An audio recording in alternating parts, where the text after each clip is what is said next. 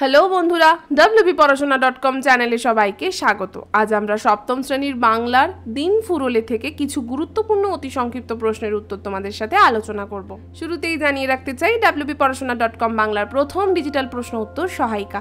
পাঠ্য বিষয়ের বিভিন্ন প্রশ্নের উত্তর আলোচনা তোমরা যদি বিনামূল্যে পড়তে চাও তবে এখনই ভিজিট করো আমাদের ওয়েবসাইট wbporashona.com এ। লিংক ডেসক্রিপশন বক্সে দেওয়া রয়েছে। তোমরা যারা হোয়াটসঅ্যাপ ইউজ করো বা বাবা মায়েদের হোয়াটসঅ্যাপ রয়েছে তারা চাইলে আমাদের হোয়াটসঅ্যাপ চ্যানেলে জয়েন হয়ে যেতে পারো। এর মাধ্যমেও তোমরা বিভিন্ন পড়াশোনা সংক্রান্ত আপডেটস ভিডিওস তোমরা তোমাদের হোয়াটসঅ্যাপে পেয়ে যাবে। আর যারা আমাদের ইউটিউব চ্যানেলটাকে এখনো সাবস্ক্রাইব করোনি তাদেরকে বলছি প্লিজ সাবস্ক্রাইব করে পাশে থাকা বেল আইকনটা প্রেস করে দাও। তাহলে চলো শুরু করে দিই আজকের আলোচনা। সূর্যি ডুবে যাওয়ায় কথকরা দুচ্ছাই বলেছে কেন? সন্ধ্যা নামলে মাঠে খেলতে থাকা ছোটদের অর্থাৎ কথকদের নিজের নিজের ঘরে বা মন খারাপ করার গর্তে ফিরে যেতে হতো।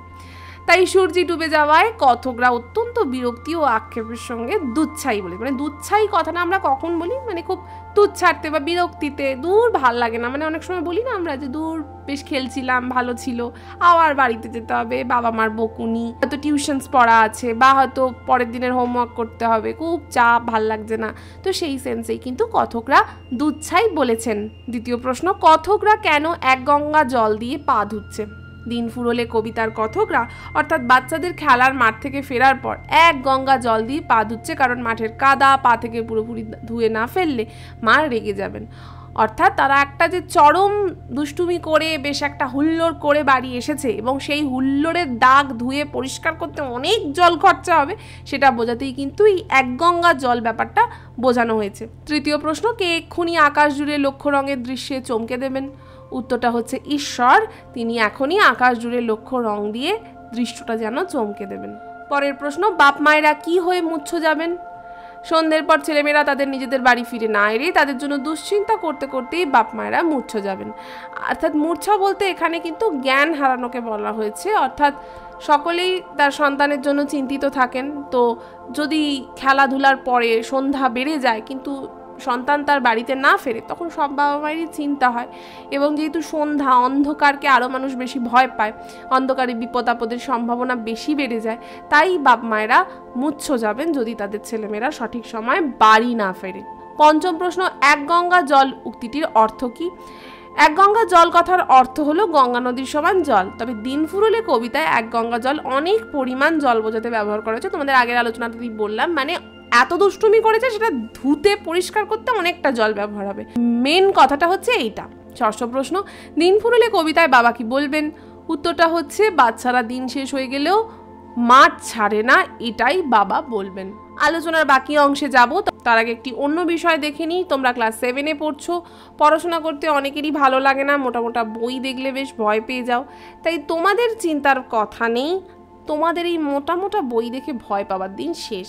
wbporashona.com নিয়ে এসেছে to the point ebook series, যাকে আমরা বলছি এক নজরে শর্ট নোটস। কি থাকছে? ক্লাস 7-এর হিস্ট্রি এবং জিওগ্রাফির ওপর সমস্ত অধ্যায়, সমস্ত গুরুত্বপূর্ণ পয়েন্টস আমরা এই ইবুকগুলোতে একত্রিত করেছি, তাও মাত্র 20 পাতার মধ্যে।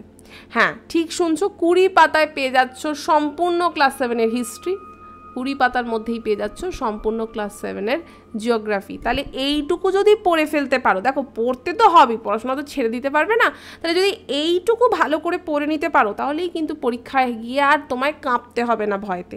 তোমরা অবশ্যই ভালোভাবে পরীক্ষা দিতে পারবে।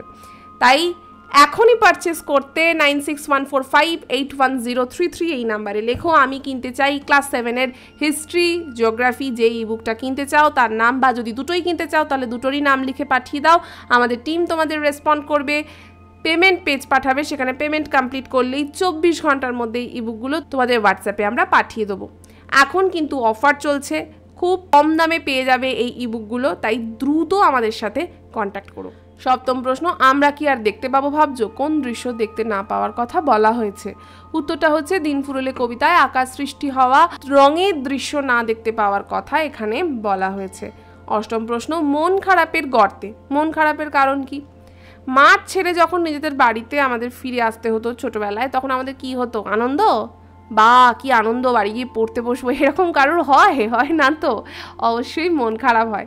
আর যেহেতু বাড়ি একটা জায়গা যেখানে থাকতে হয়, যেখানে আমরা আশ্রয় পাই, যেখানে আমাদের খাদ্য, বস্ত্র, বাসস্থান জোটে আর কি, মানে টেকনিক্যালি ছোটোবেলায় সবটাই ওইখানটা, তো সেই কারণে বাড়িটাকে একটা গর্তের সাথে তুলনা করা যায়। যেমন দেখবি ইঁদুর বা ছোট ছোট প্রাণীগুলো গর্তে বাস করে, তেমন আমরাও তো ছোট্ট পুচকি, তাই আমাদের ক্ষেত্রে বলা হয়েছে মন খারাপের গর্তে শিশুদেরকে ফিরে যেতে হয় খেলার মাঠ ছেড়ে। তো এটা একটা খুব পেনফুল ব্যাপার। প্রত্যেকটা সন্ধ্যাতে, আমি জানি না তোমরা এখানে যারা শুনছো তারা কতজন খেলতে যাও, যারা খেলতে যাও তারা সৌভাগ্যবান, তারা মন দিয়ে খেলো আর মন দিয়ে পড়ো, তো তাদের নিশ্চয়ই এই ফিলিংসটা হয় যে ও আবার বাড়ি যেতে হবে, আবার মা বলবে AWB পড়াশোনা, খুলে বস, পড়া শুনতে হবে, ম্যাম কি বোঝাচ্ছে বুঝতে হবে।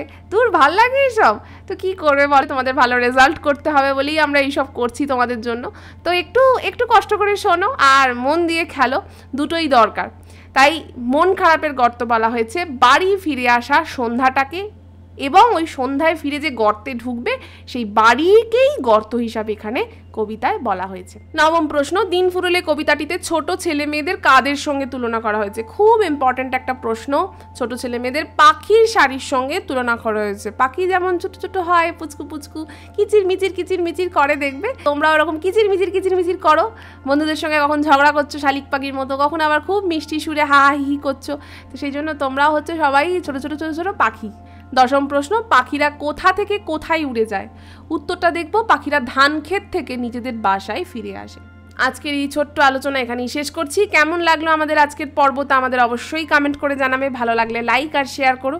তোমরা যারা এই কবিতার আরও প্রশ্ন উত্তর পড়তে চাও তাদেরকে বলছি, তারা চাইলে আমাদের wbporashona.com এই ওয়েবসাইটে চলে আসতে পারো। বিনামূল্যে সেখানে অনেক প্রশ্ন উত্তর তোমরা পড়তে পারবে। আজকের মতো এইটুকুই, আবার ফিরে আসবো অন্য কোনো দিন অন্য কোনো পর্ব নিয়ে। ততক্ষণ টাটা।